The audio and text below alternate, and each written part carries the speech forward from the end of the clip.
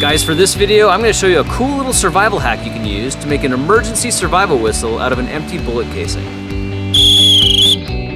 So let's imagine you're stranded in the forest and you need some way to signal for help when you glance down at the forest floor and you just happen to notice one of these cartridge casings sitting under the branch. This shell is from a 223 cartridge, but any long narrow casing like this should work.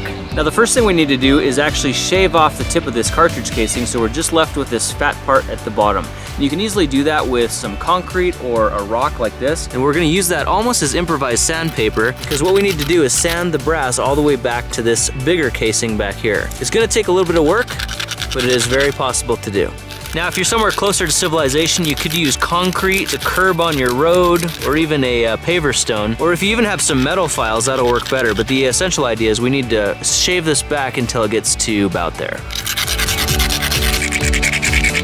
It's going to take a few minutes, but eventually you can see we actually get the cartridge casing ground down. And there are some little bits inside where you can take a sharp rock now and just kind of dig those out to clean it up. We want the inside of that to be as smooth as possible. You can see there are like little flakes of brass in there that need to come off.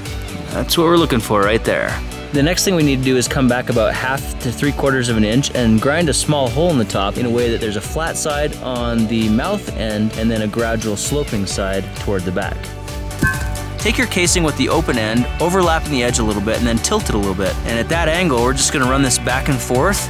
And it's gonna take a few minutes, but we wanna keep doing this until we dig a hole right through that side of the casing. This is gonna be the whistle part of our whistle.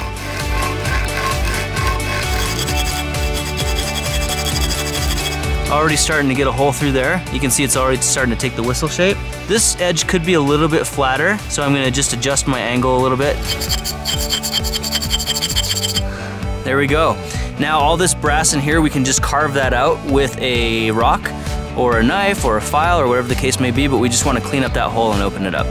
All right, so that actually went a lot faster than I thought, maybe about 2 minutes, and we got this thing ground down. If you look at the profile of this casing though, you can see that there's a vertical line near the mouthpiece and then a sloping line toward the back of the bullet, and that's exactly what we're looking for. And there's still a piece on the inside there, but I can use a stick to go down there, and yeah, look, there's the whole flap right there. You might just want to rub it back and forth a few times to clean out some of those brass burrs, but essentially that is our whistle.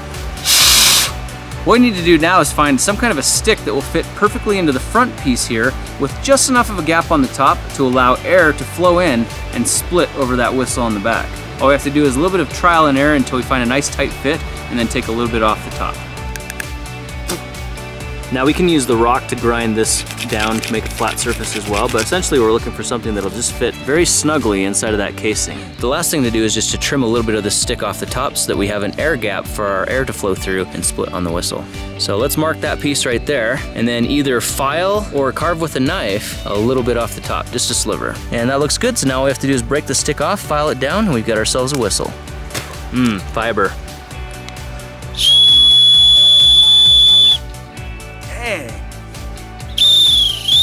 That sounds amazing. So look at the positioning of that. See how the wood is actually right on the indent where it starts sloping upward? So right there is a perfect bullet shell whistle that we made with stuff we found right here in the forest. How cool is that, guys? Actually hurts my ears. And definitely loud enough to find some help when you're in need in the woods. So there you have it, guys, a cool little trick for turning scrap bullet casings into emergency survival whistles. Thanks so much for joining me for this project, and I'll be looking for you in the next video. Talk to you then.